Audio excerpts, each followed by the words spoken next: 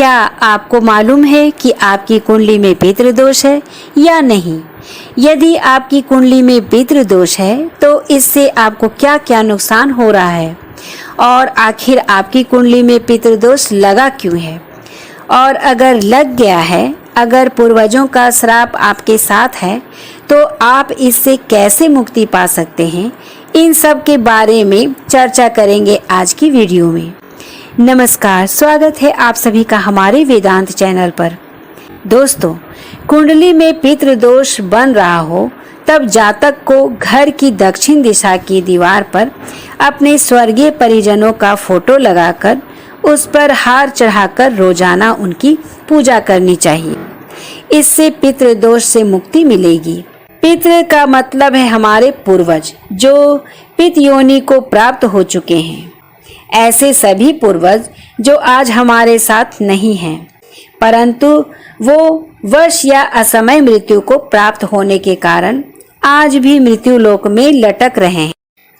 अर्थात जिन्हें मोक्ष की प्राप्ति नहीं हुई है, उन सभी की शांति के लिए पितृदोष निवारण उपाय किए जाते हैं। ये पूर्वज स्वयं पीड़ित होने के कारण पितृ योनि से मुक्त होना चाहते हैं, लेकिन जब आने वाली पीढ़ी की ओर से उन्हें भुला दिया जाता है तो पितृदोष उत्पन्न होता है। कुंडली के नवम भाव पर जब सूर्य राहु की युति हो रही हो तो माना जाता है कि पितृदोष योग बन रहा है। शास्त्र के अनुसार सूर्य तथा राहु जिस भी भाव में बैठे रहते हैं, उस भाव के सभी फल नष्ट हो जाते हैं। व्यक्ति की कुंडली में एक ऐसा दोष है जो इन सब दुखों को एक साथ देने की क्षमता रखता है। इस दोष को पितृदोष के नाम से जाना जाता है। पितृदोष उत्पन्न होने के अनेक कारण हो सकते हैं। या परिवार में किसी की अकाल मृत्यु हुई हो, या फिर इस प्रकार की घटना एक से अधिक बार हुई हो, या पितरों को विधि विधान श्राद्ध ना हुआ हो, या धर्म कार्यों में पितरों को याद ना किया जाता हो, परिवार में धार्मिक क्रियाएं संपन्न ना होती हों, धर्म के विपरीत परिवार में आचरण हो रहा हो, परिवार के किसी सदस्य के द्वारा गौ हत्या हुई हो, भ्रूण हत्या हुई हो, जिसके कारण से व्यक्ति की कुंडली में नवम भाव में सूर्य और राहु स्थिति के साथ पितृदोष उत्पन्न होता है। नवम भाव क्योंकि पिता का भाव है, नवम भाव क्योंकि पिता का भाव है तथा सूर्य पिता का कारक होने के साथ साथ उन्नति, आयु, तरक्की, धर्म का भी कारक होता है। इस पर जब राहु जैसा पापी ग्रह अपनी अशुभ छाया डालता है तो ग्रहण योग के साथ साथ पितृदोष बनता है। इस योग के विषय में कहा जाता है कि इस योग के व्यक्ति के भाग्य का उदय देर से होता है। अपनी योग्यता के अनुकूल पद की प्राप्ति के लिए संघर्ष करना पड़ता है। हिंदू शास्त्रों में देव पूजन से पूर्व पितरों की पूजा करनी चाहिए, क्योंकि देव कार्यों से अधिक पितृ कार्यों को महत्व दिया गया है।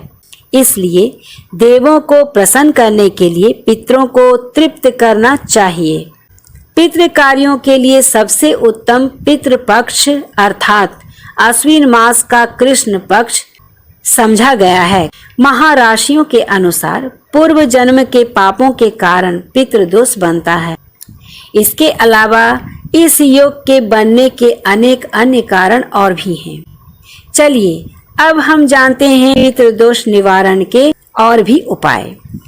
पीपल के वृक्ष की पूजा करने से, सोमवती अमावस्या को दूध की खीर बनाकर पितरों को अर्पित करने से, प्रत्येक अमावस्या को ब्राह्मण को भोजन कराने, दक्षिणा वस्त्र भेंट कराने से पितृदोष कम होता है।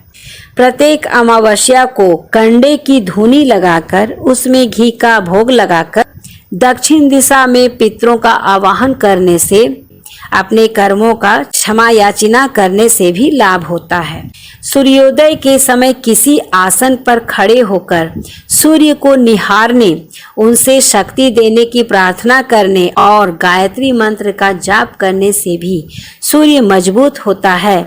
इसके अलावा ब्राह्मणों को गौदान, गर्मी में पानी पिलाने से, अगर कोई कन्या है तो उसकी विवाह करा देने से, या फिर स्नान कर नंगे पैर शिव मंदिर में जाकर 21 पुष्प, कच्ची लस्सी, बेलपत्र के साथ शिव जी का पूजा करने से, पितरों के नाम पर गरीब बच्चों की मदद करने से और दान पुण्य करने से भी बहुत लाभ मिलता है और हमें इस पितृ दोष से मुक्ति मिल जाती है। धन्यवाद दोस्तों।